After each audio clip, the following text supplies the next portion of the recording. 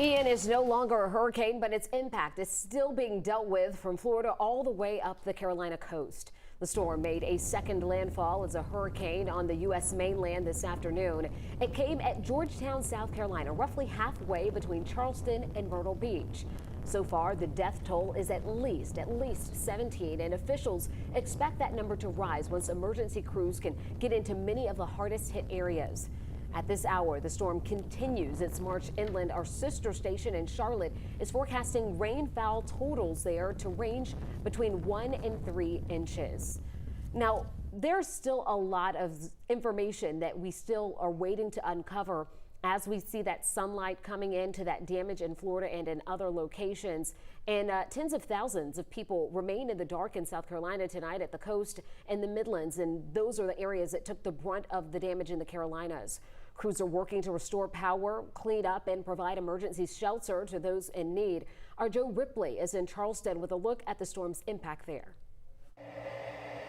Hurricane Ian's lead up brought strong winds and heavy rain to Charleston and along the South Carolina coast much of the day Friday.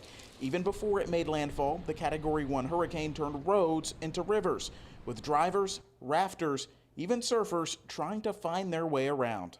I had a little bit of water leak in, but that's nothing. And I feel very blessed. Peg Eastman, a lifelong Charlestonian, says she's glad the storm has passed. In its wake, a powerful storm surge of several feet at the Battery, a popular historical landmark. Officials say some areas measured more than 5 inches of rain. Strong winds knocked around trees and flung debris into the roads. Near the South Carolina Aquarium, snapped power poles and downed wires made for a busy day of cleanup for crews. At one point, conditions got so bad, police had to limit their response to critical calls only. And Charleston County EMS temporarily suspended operations altogether. It was a lot worse than I expected it to be. After surveying the damage, Mike Gentile and Stephanie Wilson Gentile are feeling more relief than regret. We left for what, Irma, Florence, and was it Dorian, I think? Yeah, Dorian.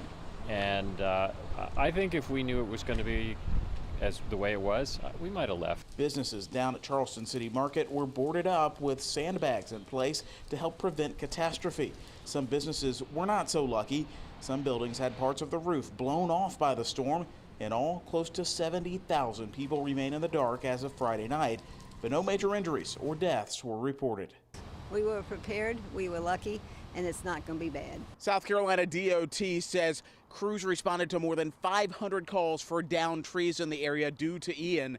Crews from all over the state came to help in the recovery and the cleanup, which could last through the weekend.